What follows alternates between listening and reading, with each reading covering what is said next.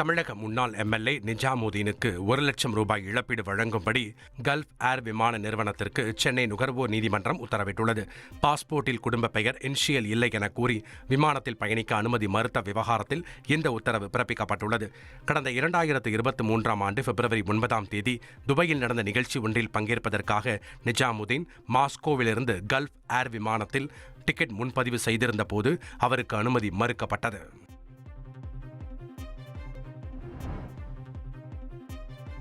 சென்னையில் 6 கோடி ரூபாயில் கடல் ஆமைகள் பாதுகாப்பு மற்றும் மறுவாழ்வு மையம் அமைய உள்ள நிலையில் கட்டுமான பணிகளை மேற்கொள்ள தமிழ்நாடு அரசு டெண்டர் கோரியுள்ளது. தமிழ்நாட்டில் 1000 கிலோமீட்டருக்கு அதிகமான நீண்ட கடற்கரை கொண்டுள்ள நிலையில் 5 வகையான கடல் ஆமை இனங்கள் முட்டையிட்டு இனப்பெருக்கம் செய்து வருகின்றன.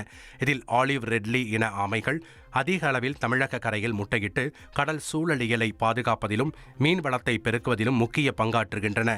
இவற்றை பாதுகாக்க 6 கோடியே 30 லட்சத்தில் சென்னையில் கடல் ஆமைகள் பாதுகாப்பு மற்றும் மறுவாழ்வு மையம் அமைக்கப்படும் என சட்டப்பேரவையில் அறிவிக்கப்பட்டது.